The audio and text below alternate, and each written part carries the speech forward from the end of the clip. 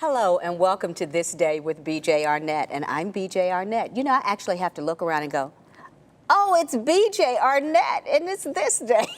I get tickled at myself because this is so exciting for me. Every time I get to come into your living room, I feel privileged.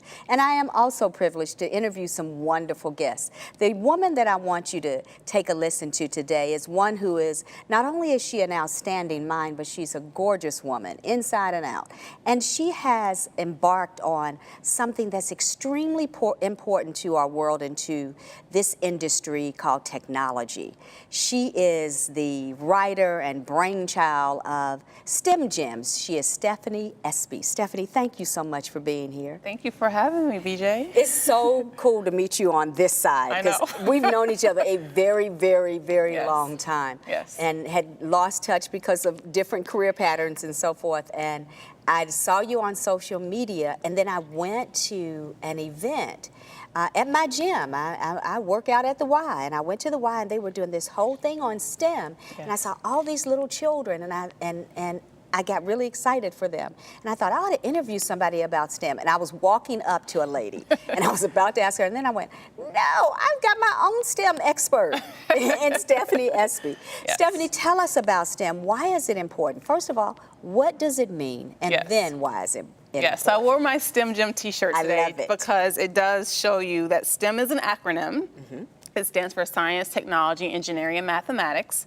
And STEM is really all around us. If you take away the acronym and just think about what it means, this table we're sitting at today, the chairs we're sitting on today, literally everything around us is technology. Yes. And it's STEM. It required a lot of creativity and process design and materials to put this table together, put these chairs together. And so we breathe in air every day. I mean, I can think of a million examples just in this room right now where we're sitting of STEM at its work. And I think that with this day and age, with technology being at our fingertips, with kids growing up with iPhones and all kinds of gadgets and video games, et cetera, that it sort of consumed our world. Machine learning is popular now. We can go to our banks, and we don't have to go to our banks. No, we don't have to go. We can do everything from our phone. Exactly. And 5 years ago it was you can do everything from your computer, but now it's literally everything can be done. I mean, your phone from your phone is a computer. It serves the same purpose. You don't need the computer anymore. Computers are getting smaller and smaller. Yes. We're using them less and less. We're using phones more and more. Everything is just more simple with technology, and I think that we have so many young people using technology, but not enough girls, especially thinking about the creation of technologies. Why is it so difficult for young women and young men, especially African American, to wrap their minds around science, technology, engineering, this thing we call STEM? What is it that is that great divide? I think it's so many different factors. And I think one of the most important factors is the lack of exposure. I think exposure is extremely important from a very early age. So exposing kids to not just using the technology, but the back end of how that technology was created. Programming and coding is the basis of technology. So teaching them how to program, how to code at an early age, exposing them to how these things are made, gets them excited about not just, again, using it, but also creating their own thing. So the earlier we can start it, the better. Yes. So we've got a generation called millennials, which are like in their 30s or in early 40s now. And we've got this generation that comes behind them whose minds are totally. You can put in a 2-year-old's hand a telephone that is locked, and that 2-year-old will unlock that puppy and go to their favorite game. Yes. Is that the mind that we're looking for in order to leap into this thing called STEM? Yes. I mean, I have a 5-year-old daughter. She'll be 5 tomorrow, so I'll say she's 5. And she certainly knows how to use every piece of technology better than my mother. Exactly, because that's not, she wasn't birthed into that. So she had to learn it. So my daughter, who's teaching my mother, her grandmother, how to use, these gadgets that have just appeared in the past 15, 20 years. Yeah. And so for her to have that mindset of how to use it is great. It's great. There's, of course, some negatives. I limit the amount of time she spends, of course, in front of the screen, but at the same time, having her learn how to use certain things is important. However, I think what's even more important is showing her how things are, again, made, helping her to understand how to take things apart and put them back together. Again, the programming, there's ways you can teach a little kid, a 4-year-old, 5-year-old, how to program even at this age and help them think about problem solving and think about, again, the back end functionality of things as opposed to just their minds utilizing them. At that age are more open to that because you are born in, each generation is born into the generation of the areas or things that they should be involved with or that they're going to be involved with. So your 5-year-old, she's set, her mind is set and ready to receive that. Absolutely. However, your mother, it's so funny because I understand it. Her mind was set and ready to receive television and radio. And then the touch of social media came along somewhere in her 30s. Right. Now we're at this place where we have this 5-year-old who can do everything. But you mentioned the back end, which immediately in my marketing and branding mind says ownership end. Yes, yes. Creation Yes. Creation is in the involvement of the ownership. And it's innovation too, because even though my 5-year-old can use a lot of technologies of today, people today are thinking about technologies 10, 15, 20 years from now. Yes. So these are things that don't just pop up overnight. There's people sitting down creating the things of the future. And so that's what innovation is all about, is helping kids to not just focus on the today. It's how do you pull something to bring it. It's brainstorming and creating things of tomorrow. So for example, driverless cars are on the market now. They're in certain states, they're in certain countries, and even though it's not prevalent today, in the next few years it will be. And so these are things that have been worked on starting 10, 20 years ago. Wow. And so when my daughter is, an adult, who knows what the world will look like? I mean, it will be even more technology advanced than it is today.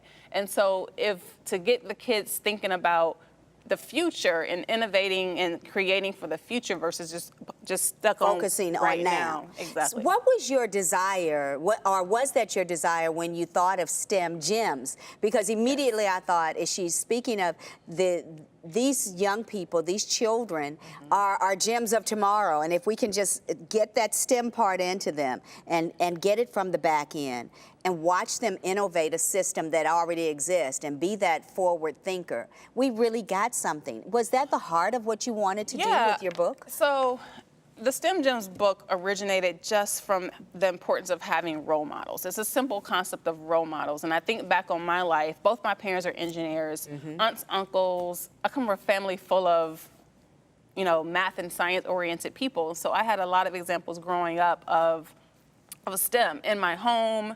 And I had some of the best teachers who brought it to life in the school. So I think I was kind of privileged to have so many role models in STEM around me, which then, it really encouraged me to go and pursue a career in engineering. But what I realized as an adult is that not everybody has that role model. I mean, we have role models in celebrities, actors and actresses, musicians, politicians, like people we see on television are role models for young people, but we don't necessarily feature enough women and people in STEM in the popular media. So these people that are creating the future are not profiled as highly as they need to be in order for kids to have role models at their fingertips in STEM. So the STEM Gems book was a way for me to profile women in STEM that are doing groundbreaking, phenomenal work that if you're in the industry, you definitely know who they are. They are the Beyonce of their industry. They are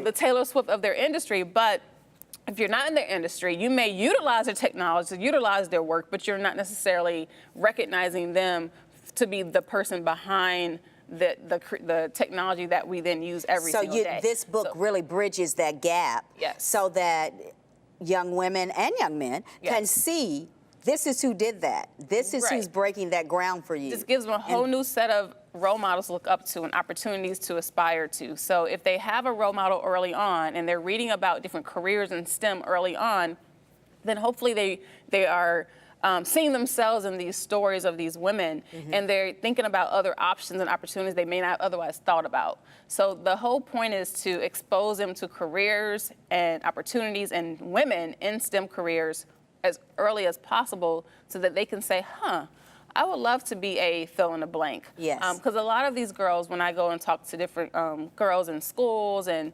all over, they don't know what STEM is, and they don't know what the careers are that are options for them. And you know what it made me think about is that as a college professor, I take a look at every platform of industry. Mm-hmm. And my students would say, because they're fashion, merchandising, and art, and mass media, different pockets would say, well, I don't see how STEM connects with me. Mm-hmm. But when I think of fashion and I think of textiles, I think of STEM. Mm-hmm. When I think of innovating textiles, when I think of innovation of cosmetics, when I think of innovation of plastic surgery, all of those things are STEM connected. They are. It's like you feel about STEM the way I feel about fashion.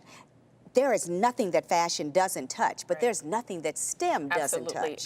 And when you see those two things Yes, and together, I think that's important to mention, because no matter what industry you go into, whether it be fashion or culinary or music, all these industries involve STEM in some way, shape, or form. So it's important to make that connection.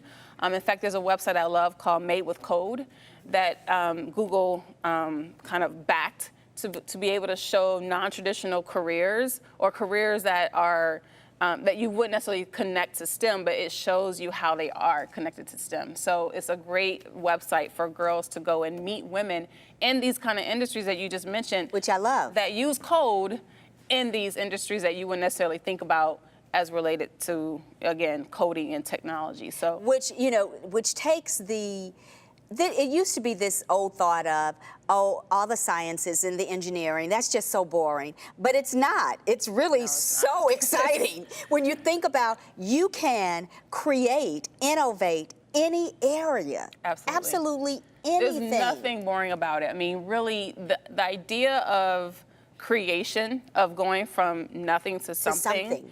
Is the last word that comes to my mind is boring when I think about that. Exactly. It's very exciting. I mean, it's challenging. Yes. It's however, the challenge makes it exciting, because when you take the next step and figure something out, you feel this sense of pride and your excitement, and then when you are able to create something that's never been created, or develop something that the world then can utilize. I'm telling you, it's amazing in itself. It is amazing, yeah. I know that there are parents and folks who are watching the program today who are saying, I don't know these 50 and above, 50, 60, 70-year-olds, moms, grandmas, aunts and uncles who are saying, I don't know how to relay this to my grandchildren or my nieces and nephews or even my children. Right. Tell people how they can contact you, or what website do they go to get to a Stephanie Espy, who can help ignite that kind of excitement in their children and their grandchildren as we close out this. And that's exactly what I strive to do, is help non-STEM people create a STEM future for their kids, their grandkids, their nieces, nephews, et cetera, teachers, et cetera. So you can find me on any social media platform, LinkedIn. That's how I found her. I mean, it's true. I mean, this day and age, you're on social media. So I'm on Twitter at STEM Gems Book, on Instagram at STEM Gems Book, on Facebook at STEM Gems Book, and then I'm also on LinkedIn as Stephanie Espy. So any online social media platform, you can find me. Also on my website, stemgemsbook.com. You can find me there as well. STEMGemsBook.com. Yes. What I love about this is that it is a train going that has no stopping point. Absolutely. Stephanie, thank you so much for just taking the opportunity to sit with me, explain it to the world, if you will, and to give us an opportunity to grab a hold of the train that isn't stopping. STEM is not the way of the future, but it is the way of the now and to the future. So we just thank you for being here today. Thank you very much. What exciting times that we're in. It is your opportunity to go to that next level.